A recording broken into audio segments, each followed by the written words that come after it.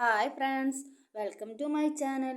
ഇന്ന് ഞാനിവിടെ വന്നിട്ടുള്ളത് 7ാം ക്ലാസ്സിലെ ഇംഗ്ലീഷിൻ്റെ ഒരു ആക്ടിവിറ്റിയുമായിട്ടാണ്. Activity 4 my diary.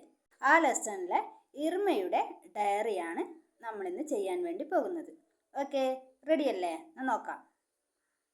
നമ്മൾ ഒരു ഡയറി എഴുതുമ്പോൾ ആദ്യം തന്നെ ദിവസം ഏതാണോ ഡേ, ആ ഡേ എഴുതുക. ഇവിടെ കൊടുത്തിട്ടുള്ളത് തേഴ്സ്ഡേ ആണ്. പിന്നെ ഏതാണ് ഡേറ്റ്, 18th തേഴ്സ്ഡേ 18th. പിന്നെ മന്ത് കൊടുത്തിട്ടുണ്ട് ജൂലൈ. അപ്പം നിങ്ങൾ ഏത് ദിവസമാണോ ഡയറി എഴുതുന്നത് ആ ഡേറ്റ് കൊടുക്കാം. വേണമെങ്കിൽ നമുക്കിതിൻ്റെ താഴെ ടൈമും കൂടി ആഡ് ചെയ്യാം. 10 PM 10:30 PM അങ്ങനെ ഏത് വേണമെങ്കിലും ആഡ് ചെയ്യാം. ഓക്കെ, അപ്പോൾ തുടങ്ങാലോ. Today was full of excitement and a little bit of disappointment. ഇന്ന് എനിക്കെന്താണ്, ആവേശമായിരുന്നു, അതുകൂടാണ്ട് ചെറിയൊരു സങ്കടവുമുണ്ട്. ഡിസപ്പോയിൻമെൻറ്റ് എന്ന് പറഞ്ഞാൽ സങ്കടം, നിരാശ.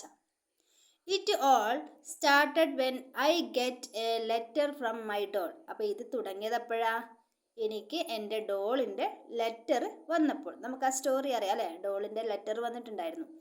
അപ്പോൾ അപ്പോഴാണ് ഇവൾക്ക് ആവേശവും സങ്കടവും ഒക്കെ ഉണ്ടായത്.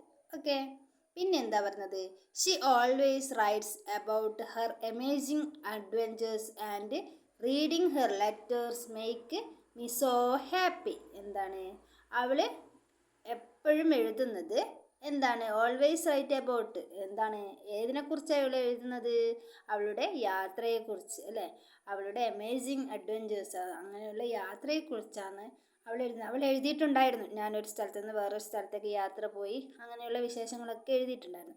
പിന്നെ എന്താ എഴുതുന്നത്, and reading her letters make me so happy. അതൊക്കെ അറിഞ്ഞപ്പോൾ എനിക്ക് നല്ല സന്തോഷം തോന്നി.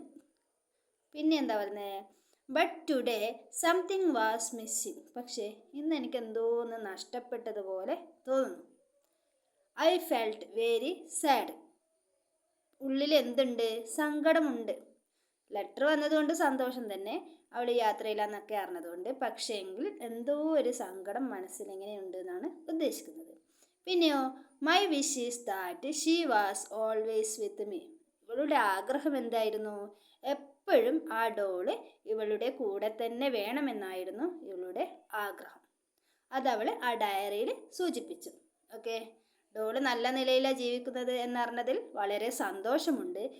പക്ഷേ അവൾ അടുത്തില്ലാത്തത് കൊണ്ട് ചെറിയൊരു ദുഃഖവുമുണ്ട്. ഇവളുടെ ആഗ്രഹം എന്തായിരുന്നു, അവൾ എപ്പോഴും ഇവളുടെ അടുത്ത് തന്നെ വേണമെന്ന്. ഓക്കെ, അപ്പോൾ മനസ്സിലായല്ലോ. ഇനി നിങ്ങൾക്ക് വേണമെങ്കിൽ ഇതിൽ കൂടുതൽ ആഡ് ചെയ്യാം. അത് നിങ്ങളുടെ ഇഷ്ടത്തിനനുസരിച്ച് ആഡ് ചെയ്ത് എഴുതാവുന്നതാണ്. ഓക്കെ, അപ്പോൾ ഈ വീഡിയോ നിങ്ങൾക്ക് ഇഷ്ടപ്പെട്ടിട്ടുണ്ടെങ്കിൽ അഥവാ ഉപകാരപ്പെട്ടിട്ടുണ്ടെങ്കിൽ തീർച്ചയായും ലൈക്ക് ചെയ്യുക, ഷെയർ ചെയ്യുക, കൂടാതെ സബ്സ്ക്രൈബും ചെയ്യുക. Okay, thank you.